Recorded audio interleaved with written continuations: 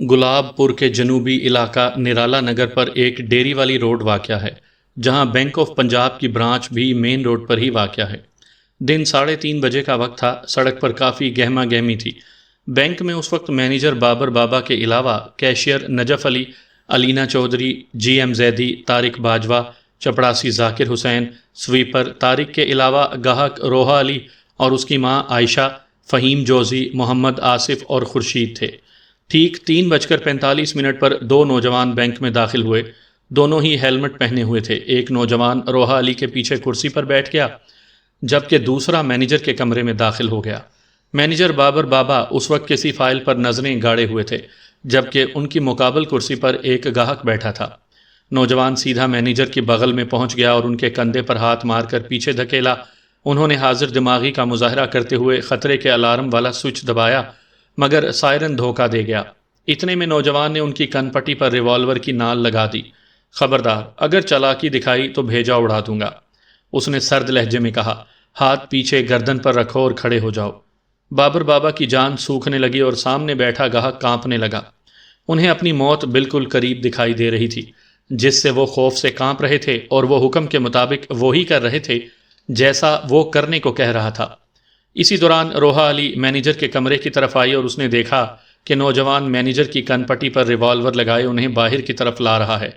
روحا علی چپ چاپ اپنی ماں کے پاس آ کر بیٹھ گئی اور ماں کو بتانے لگی۔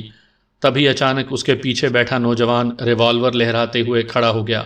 سبھی لوگ چپ چاپ کھڑے ہو جائیں، اس نے حکم دیا۔ ہاتھ سر پر رکھ لیں اور اپنے موبائل زمین پر پھینک دیں۔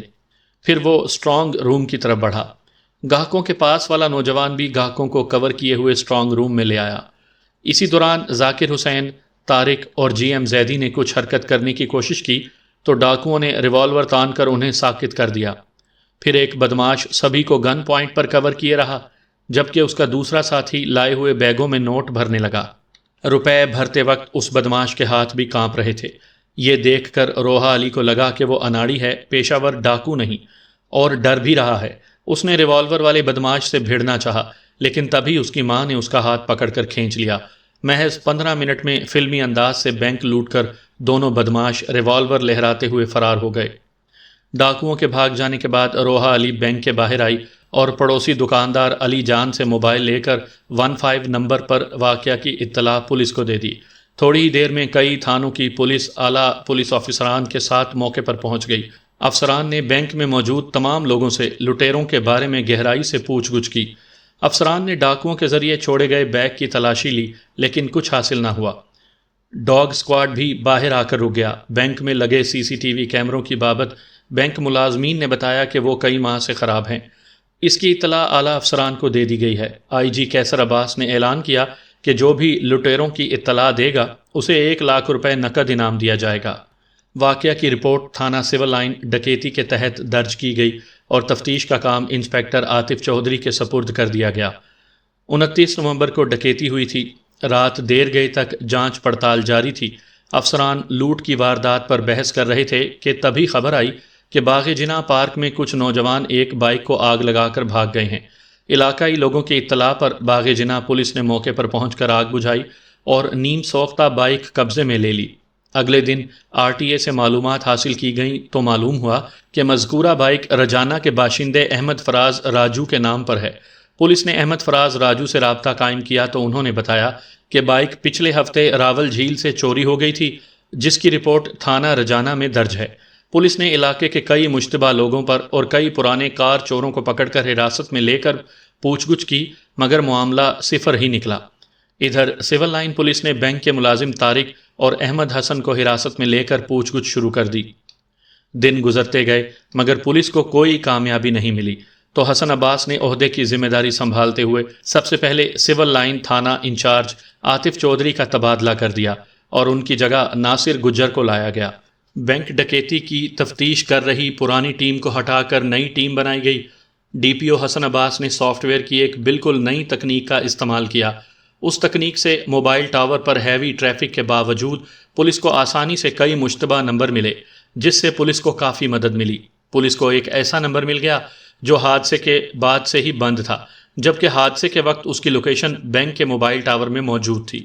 पुलिस टीम ने उस नंबर की आईडी निकाली तो एजाज का पता चला, जो उस बैंक का खास खातेदार था और अब ये खाते बंद थे।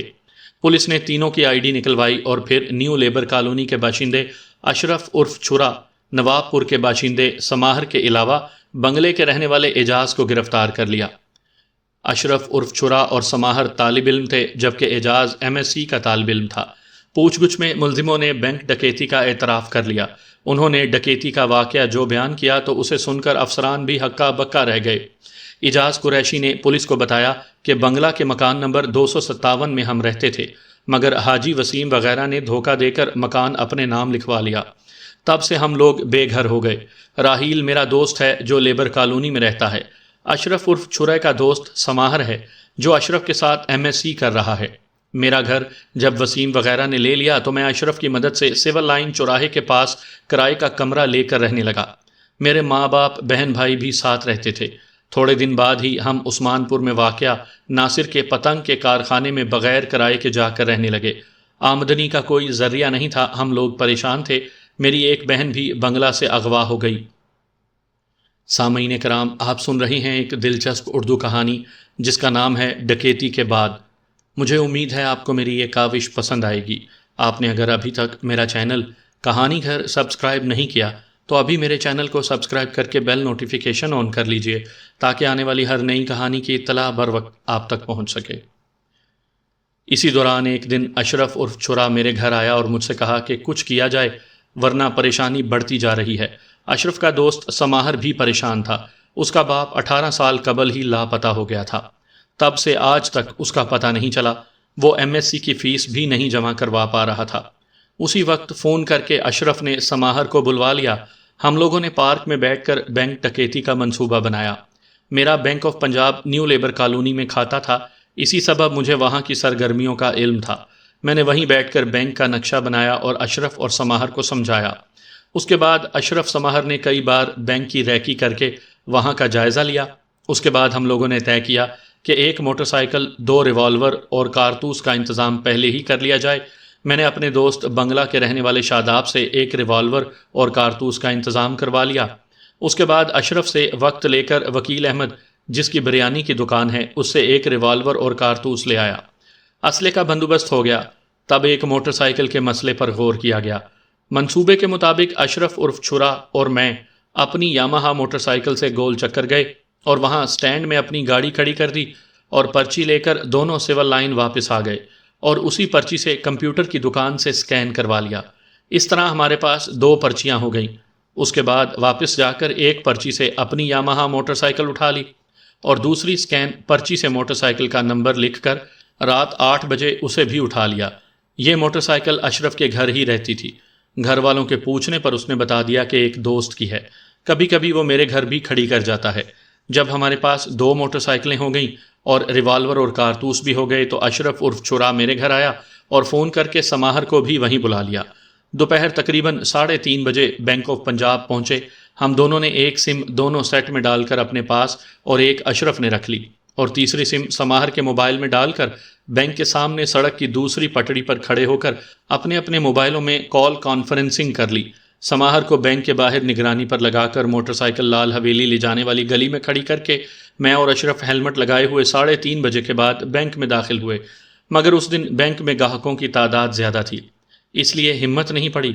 हम सभी उस दिन वापस हो लिए। मोरखा 27 नवंबर को भी इसी तरह हम लोग उसी वक्त बैंक गए, मगर उस दिन भी उम्मीद से ज़्यादा भीड़ थी, सो लौट आए। फिर अगले दिन छुट्टी हो गई। 29 दिसंबर को फिर मोटरसाइकिल पर सवार होकर हम लोग बैंक में पहुंचे।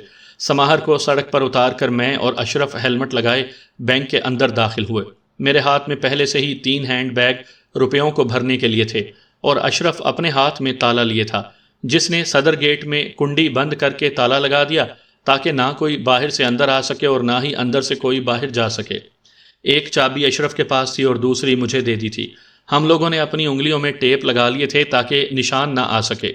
बैंक लूटने के बाद सदर गेट का ताला खोलकर हम बाहर निकल आए और रिवॉल्वर लहराते हुए मोटरसाइकिल के पास पहुंच गए। आसपास के दुकानदार और राहगीर रिवॉल्वर देखकर भागने लगे। उसके बाद अशरफ ने मोटरसाइकिल स्टार्ट की तो मैं पीछे बैठ गया और लाल हवेली होते हुए उस्मानपुर कॉलोनी पहुंचे, जहां उस वक्त कोई नहीं था। मेरे घर वाले सिविल लाइन वाले किराए के कमरे में थे। ہم لوگوں نے کمرہ بند کر کے وہیں پر سارے روپے گنے۔ وہ کل رقم 1,10,00,000 نکلی۔ وہ ہونڈا موٹر سائیکل اندر کھڑی کر دی، پھر روپیوں سے بھرے دونوں بیگ پتنگوں کے ڈھیر کے درمیان میں چھپا دیے اور اپنے بھائی کو فون کر کے بلوا لیا۔ اس نے کچھ دن پہلے ہی گیئر والی سائیکل 7,000 روپے میں خریدی تھی۔ بھائی کے آنے پر اس کی گیئر والی سائیکل اشرف کو دلوا دی۔ اشرف روپیوں سے بھرا ایک بیگ لے کر اپنے گھر چلا گیا اور روپے اپنے گھر میں رکھ کر سائیکل سے میرے پاس آ گیا۔ اس بار سائیکل گھر میں کھڑی کر دی اور میں اپنی یاماہا موٹر سائیکل سے اور اشرف ہونڈا موٹر سائیکل سے دوسرا بیگ لے کر اشرف کے گھر کی طرف چل پڑے۔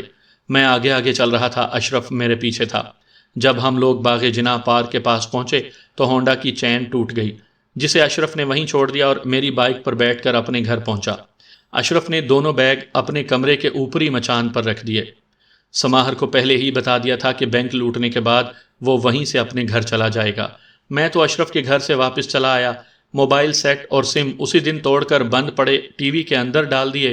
اس رات گئے سناٹے کا فائدہ اٹھا کر اشرف نے ثبوت مٹانے کی غرض سے ہونڈا موٹر سائیکل کو آگ لگا دی اور چپ چاپ اپنے گھر بھاگ گیا۔ اگلے دن اشرف نے مجھے 20,53,000 روپے دیے۔ اسی دن ہم لوگ مال روڈ پر گئے، یہاں سے سیمسنگ گیلیکسی ٹیب موبائل لیا۔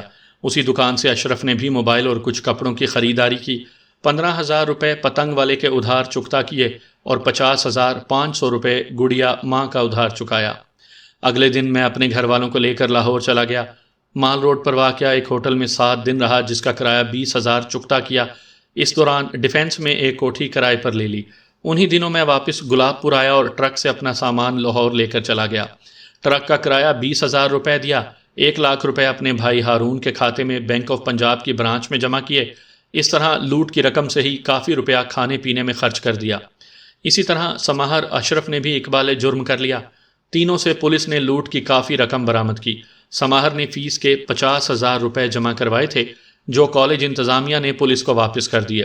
اس طرح پتنگوں والے اور گڑیا ماں سے بھی رقم واپس مل گئی۔ پولیس نے تینوں کو عدالت میں پیش کیا، جہاں سے انہیں سیدھے جیل میں بھیج دیا گیا۔